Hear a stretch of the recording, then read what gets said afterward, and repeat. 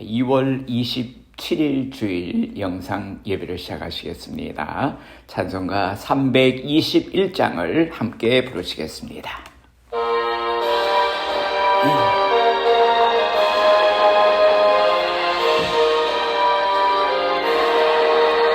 날 대속하신 예수께 내 생명 모두 드리니 널 진실하게 하소서 내 구주 예수여. 날 구주 위에 살리라 내 기쁨 한량없으리 내 갈 길 인도하소서 내 구주 예수여. 날 구원하신 예수를 일평생 의지하오니 날 영접하여 주소서 내 구주 예수여. 나 구주 위에 살리라 내 기쁨 한량없으리 내 갈 길 인도하소서 내 구주 예수여. 주 십자가에 달리사 날 자유하게 했으니 내 몸과 마음을 주 위에 다 쓰게 하소서. 나 구주 위에 살리라 내 기쁨 한량없으리 내 갈 길 인도하소서 내 구주 예수여.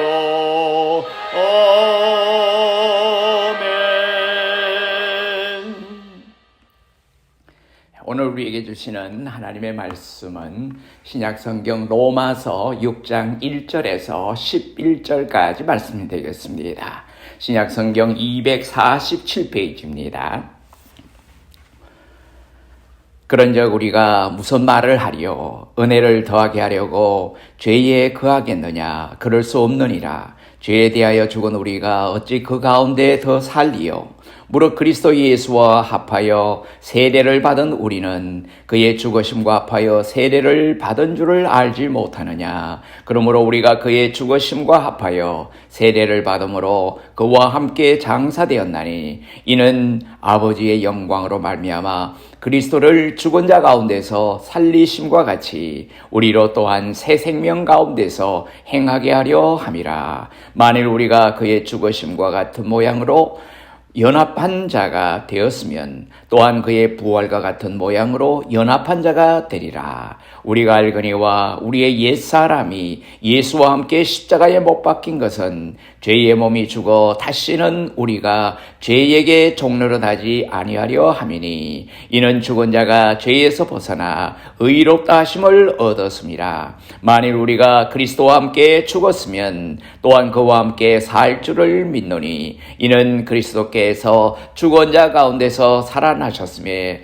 다시 죽지 아니하시고 사망이 다시 그를 주장하지 못할 줄을 알미로다. 그가 죽으심은 죄에 대하여 단번에 죽으시며 그가 살아계심은 하나님께 대하여 살아계심이니 이와 같이 너희도 너희 자신을 죄에 대하여는 죽은 자여 그리스도 예수 안에서 하나님께 대하여는 살아있는 자로 여길지어다. 아멘. 이 말씀에 귀한 은혜가 있으시기를 바랍니다. 오늘 이 말씀을 가지고 이제는 걱정 말자, 이제는 걱정하지 말자 하는 제목으로 하나님의 말씀을 묵상하고자 합니다. 우리 잠깐 기도드리시겠습니다. 은혜로우신 아버지 하나님 고맙고 감사합니다. 급변하고 있는 이 세상 모든 현상 속에서 우리가 하나님의 은혜를 의지하고 하나님의 품 안에서 살고 있음을 늘 감사하며 오늘도 아버지 하나님 앞에 기억하고 믿고 예배하며 경배할 수 있는 귀한 자리에 이르게 하심을 감사합니다. 오늘도 이 예배 시간을 통해서 우리의 삶의 새로운 변화와 깨달음과 회복의 놀라운 축복들이 임하게 도와 주시옵소서. 온 성도들에게 예비하신 귀한 은혜가 말씀을 통해서 큰 감동으로 우리에게 다가오게 도와 주시옵소서. 예수님 이름으로 감사하며 기도드리옵나이다. 아멘.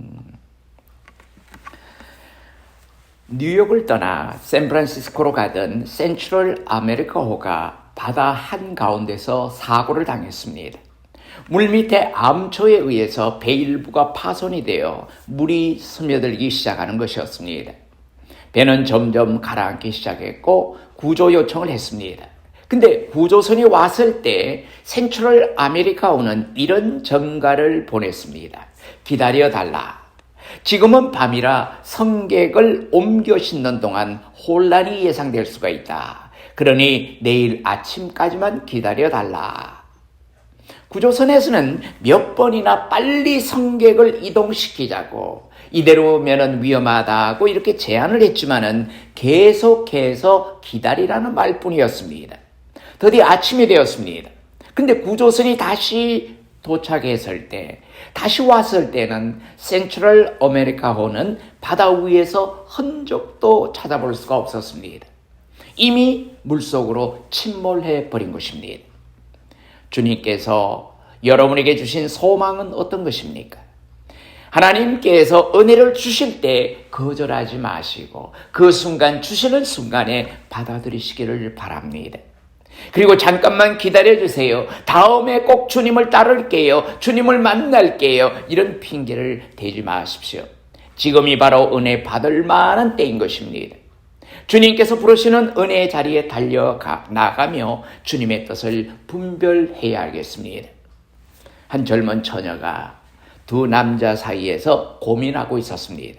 자, 갈팡질팡하는 이 처녀는 양다리를 걸쳐놓는 식으로 두 남자를 만나서 고개 연애를 하고 있었습니다. 이것을 한 두 청년은 더욱더 열렬히 그 처녀를 따라다녔습니다. 얼마 후에 이 처녀는 한 청년에게 마음을 굳혔습니다. 그러나 을이라는 청년에게 마음이 쏠리고 있는 것을 눈치챈 갑이라고 하는 청년은 더 끈질기게, 더 열심히 따라다녔습니다. 이런 갈등과 우여곡절 끝에 을의 청년과 결혼식을 올리게 되었습니다. 자, 결혼식이 끝난 후에 둘은 신혼여행길에 올랐습니다. 청년은 처녀의 손을 꼭 잡으면서 이렇게 말했다고 합니다. 이제는 걱정하지 마. 내가 너를 행복하게 해줄게. 둘 사이에서 방황을 끝내라는 것입니다. 세상과 하나님 사이에서 방황하던 우리를 주님이 내 편에서 영원히 함께 하시겠다고 약속하십니다. 야곱이 요셉의 초청을 받아 온 가족을 인솔해서 애굽 땅에 내려온 후에 그들은 고센 땅이라는 곳에 정착하며 살았습니다. 그러나 애굽의 총리였던 요셉은 이제 나이가 들어 죽고 왕조도 바뀌고 요셉을 알지 못하는 새로운 왕이 나타나자 생각지도 않은 고생이 시작이 되었습니다. 바로 왕은 히브리 사람들을 노예로 삼아서 혹독하게 일을 시켰습니다. 히브리 사람들이 이처럼 학대를 받게 되자 하나님께 호소하는 아우성이 여기저기서 빗발쳤습니다. 그들의 기도를 들으신 하나님은 모세를 보내주셨습니다. 처음에는 종으로 부리고 있던 히브리 사람들을 놓아주지 않으려고 했던 바로의 왕이었지만은 계속되는 재앙을 견디지 못하고 10번째 재앙인 장자의 죽음이라고 하는 무서운 재앙에 그 왕궁의 왕자마저 목숨을 거두자 손을 들고 말았습니다.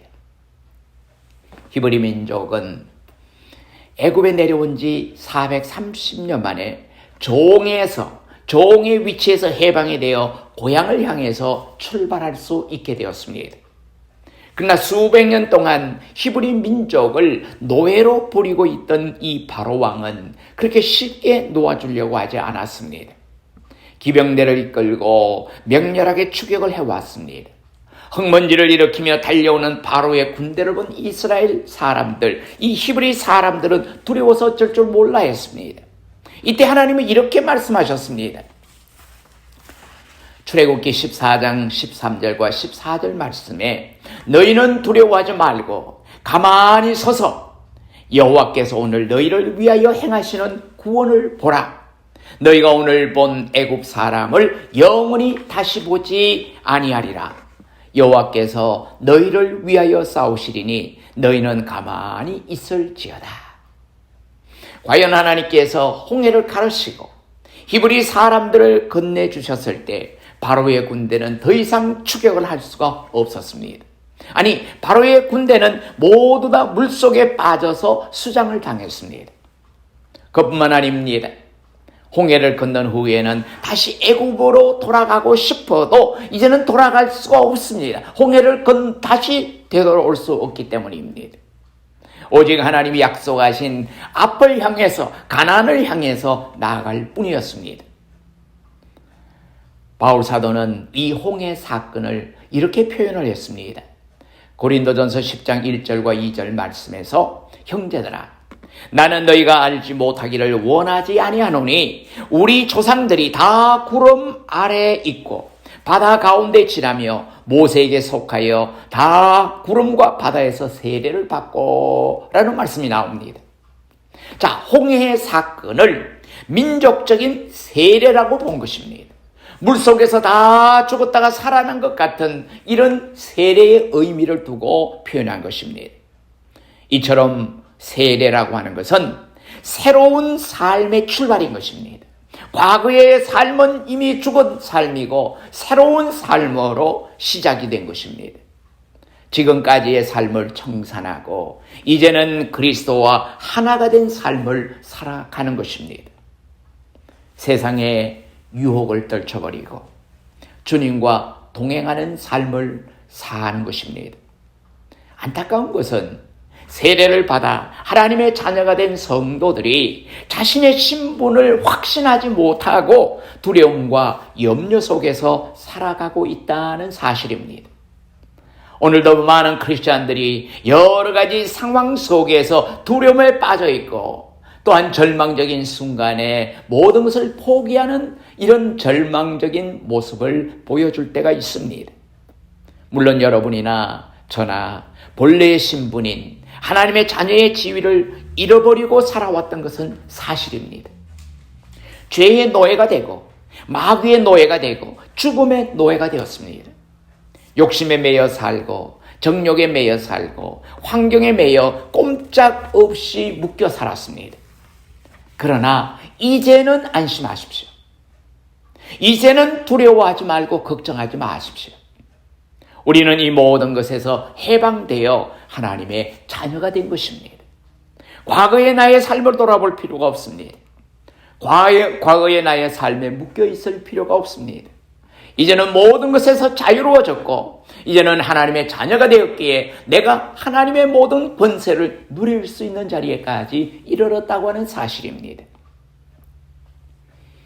이제 우리는 죄에서 해방되었습니다. 아담과 하와가 뱀의 유혹을 받아 하나님의 말씀을 어기고 범죄한 이후에 사람은 모두 다 죄에 매여 죄에게 종노릇을 하고 있었습니다. 죄의 노예가 된 것입니다. 하나님은 유대인이나 헬라인이나 다 죄 아래 있다 하고 선언하셨습니다. 의인은 없나니 하나도 없으며 깨닫는 자도 없고 하나님을 찾는 자도 없고 다 치우쳐 함께 무익하게 되고 선을 행하는 자는 없나니 하나도 없도다라고 로마서 3장 10절에서 12절까지 이렇게 말씀하고 있습니다. 죄가 사람을 지배합니다. 죄가 시키는 대로 사람을 죽이기도 하고 남의 물건을 훔치기도 합니다. 우리들 역시 죄가 시키는 대로 남을 미워하기도 하고 거짓말을 하기도 하고 욕심을 부리는 일이 얼마나 많았습니까? 다시는 그렇게 하지 말아야지 하며 후회하고 다짐해보지만은 어느새 또 죄의 늪에 빠져있는 자신을 발견하게 됩니다. 그러나 이제는 여러분 걱정하지 마십시오. 그리스도께서는 우리를 죄에게서 해방시켜 주셨습니다. 주님은 선언하셨습니다. 죄가 너희를 주장하지 못하리니 이는 너희가 법 아래 있지 아니하고 은혜 아래 있습니다. 우리가 율법적인 요소에 묶여 있는 것이 아니라 이제는 하나님의 사랑의 은혜로 말미암아 우리가 모든 것을 다 용서받고 모든 것을 허락받고 모든 것에서 해방되었다고 하는 사실을 우리에게 말씀해 주고 있는 것입니다. 이제는 죄에게서 해방되어 의의에게 종이 되었다고 로마서 6장 18절에는 말씀하고 있습니다. 이제는 우리 자신이 죄에 대하여 죽은 자로 여기며 사십시다. 이제는 우리의 몸을 불의의 병기로 죄에게 드리지 말고 의의 병기로 하나님 앞에 드리십시다. 왜? 우리는 이미 죄에서 해방되었기 때문입니다. 두 번째로 이제 우리는 율법에서도 해방되었습니다. 애굽을 떠나 가나안을 향하는 히브리인들에게 하나님은 시내 산에서 율법을 주셨습니다. 우리는 흔히 십계명을 생각하게 되지만은 율법이라고 하는 것은 10가지 계명만 있는 것이 아닙니다. 유대인들은 모세오경에서 모두 613가지의 율법을 구분했습니다. 그들은 하나님께서 모세를 통해 주신 이 율법을 철저히 지키려고 무던히도 애를 썼습니다. 그러나 그들이 이 율법을 지키기에는 역부족이었습니다. 힘이 부족했습니다. 율법의 요구는 온전하게 지키라는 것입니다. 10개를 지키고 하나를 잘못 지키면 잘못 지킨 것으로 되기 때문입니다. 그들은 지키는 흉내를 내기도 벅찼습니다. 율법은 얼마나 성의껏 지키려고 노력했느냐고 묻지 않습니다. 얼마나 최선을 다했느냐고 묻지도 않습니다. 그래도 나는 누구보다 더 잘 지키지 않았느냐고 따져봐야 소용이 없습니다. 율법은 모든 법을 613가지나 되는 세밀한 법들을 모두 다 항상 지키라고 요구하고 있기 때문입니다. 결국 모든 사람들은 그 율법에 613가지를 기초로 한 그 율법의 노예가 되어버렸습니다. 율법을 지키기 위해 온갖 고생을 했지만은 법은 냉정하게 유죄를 선고하고 있습니다. 613가지 중에서 한 가지만 죄를 지어도 너는 죄인이라고 이렇게 선고를 내릴 수밖에 없는 것입니다. 사람은 누구나 이 율법의 심판을 피할 수 없게 되었습니다. 로마서 3장 19절 말씀을 보면은 우리가 알거니와 무릇 율법이 말하는 바는 율법 아래 있는 자들에게 말하는 것이니 이는 모든 입을 막고 온 세상으로 하나님의 심판 아래 있게 하려 함이라. 그러나 이제는 걱정하지 마십시오. 예수 그리스도는 우리를 율법의 진노와 심판에서 해방시켜 주셨습니다. 주님은 선언해 주셨습니다. 그러므로 이제 예수 그리스도 안에 있는 자에게는 결코 정죄함이 없나니 이는 그리스도 예수 안에 있는 생명의 성령의 법이 죄와 사망의 법에서 너를 해방하였습니다. 로마서 8장 1절과 2절의 말씀입니다. 여러분, 성령의 법이 우리를 죄와 사망의 법에서 우리를 해방시켜 주셨다고 하는 약속의 말씀입니다. 세 번째로 이제 우리는 죽음에서도 해방이 되었습니다. 아담과 하와 이래 지금까지 사람들을 두렵게 만든 것은 사망, 즉 죽음이라고 하는 것이었습니다. 아담으로부터 모세까지 아담의 범죄와 같은 죄를 짓지 아니한 자들까지라도 사망이 왕노로 됐다고 로마서 5장 14절에서는 말씀하고 있지 않습니까? 죽음은 예고가 없습니다. 죽음은 순서가 없습니다. 행복한 가정의 죽음이 찾아오면은 죽는 당사자뿐만 아니라 살아남은 모든 사람까지 불행에 몰아넣었습니다. 사랑하는 남편이 죽음으로 가정이 몰락합니다. 사랑하는 엄마가 죽게 되자 얼마 후에 아빠는 재혼을 하게 되고 이로 인해서 자녀들이 불행해지는 경우도 있습니다. 그래서 젊은이나 노인이나 사람은 죽음의 공포에서 벗어나지를 못합니다. 죽음은 생명의 단절일 뿐만 아니라 죽음은 가족과의 단절이요, 또한 희망과의 단절이요, 행복과의 단절이라고 느끼며 경험하며 살았습니다. 그러나 그리스도는 죽음을 정복하셨습니다. 예수님은 죽음을 조금도 두려워하지 아니하시고 십자가에서 운명하셨습니다. 죽음이 그를 두렵게 하지 못했던 것입니다. 죽음을 두려워하지 아니한 유일한 분이십니다. 또한 하나님은 예수님을 무덤에서 약속대로 3일 만에 일으키셔서 죽음을 정복하게 하셨습니다. 그러므로 이제는 걱정하지 마십시오. 그리스도는 우리를 죽음의 공포에서까지도 해방시켜 주셨습니다. 만일 우리가 그리스도와 함께 죽었으면 또한 그와 함께 살 줄을 믿노니, 이는 그리스도께서 죽은 자 가운데서 살아나셨음에 다시 죽지 아니하시고 사망이 다시 그를 주장하지 못할 줄을 알미로다. 로마서 6장 8절과 9절의 말씀입니다. 자, 예수 그리스도를 무덤에서 일으켜 살리신 하나님은 죄로 인해서 죽은 우리를 살리셔서 새 생명을 주셨습니다. 죄로 말미암아 죽었던 우리들을 성령의 세례로 말미암아 거듭 태어나게 하시고 새 생명을 주셨다는 말씀입니다. 성도들에게 있어서 죽음은 더 이상 두려움의 대상이 아닙니다.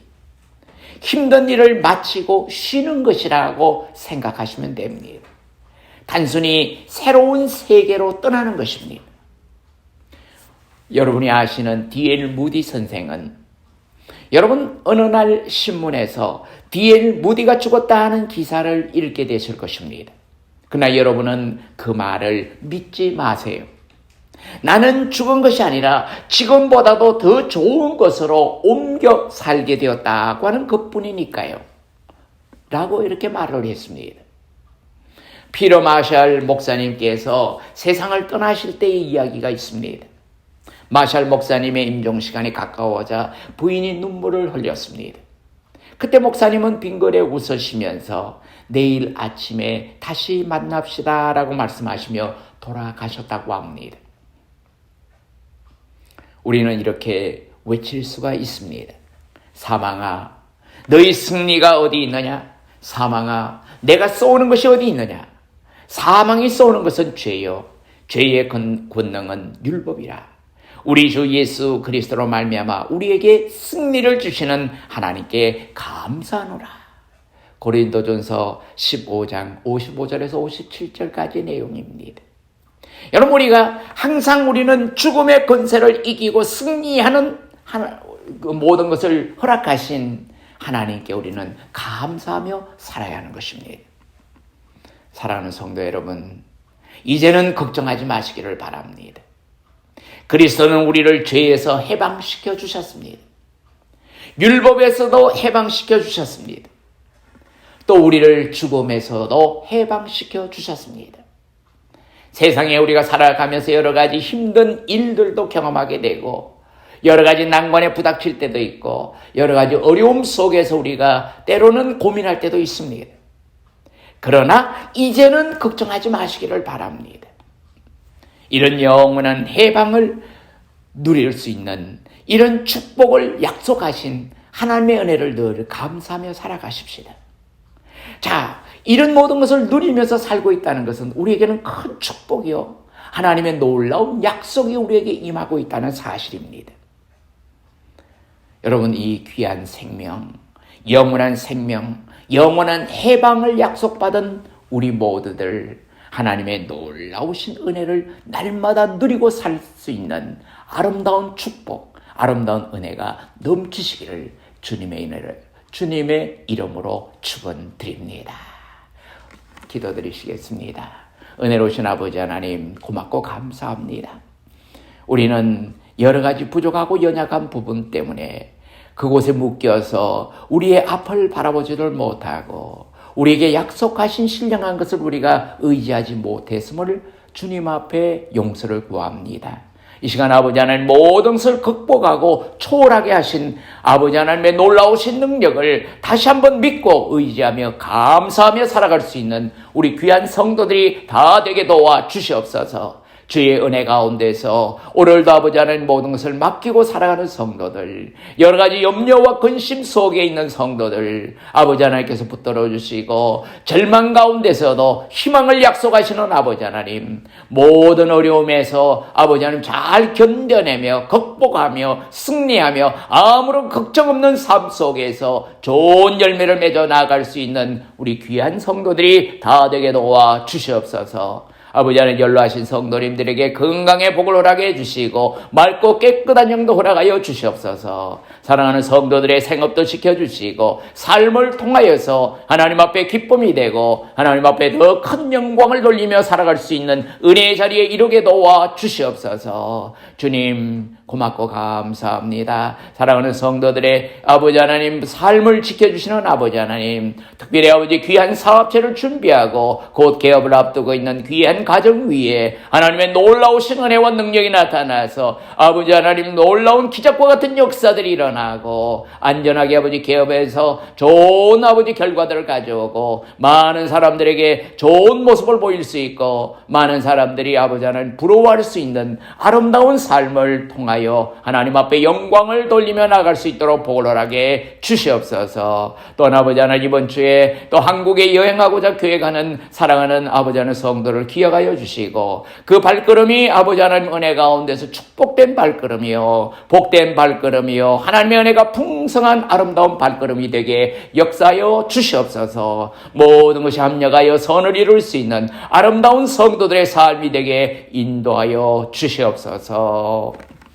이제는 우리 주 예수 그리스도의 크신 은혜와 하나님 아버지의 무궁하신 사랑하심과 성령님의 감동감화 교통 위로 인도하심이 하나님께서 약속하신 아름다운 믿음의 삶 속에서 이제는 아무 염려 없이 걱정 없이 하나님의 뜻을 이루고자 작정하는 사랑하는 성도들 머리 위에 이제로부터 영원히 함께 계시옵기를 간절히 축원하옵나이다.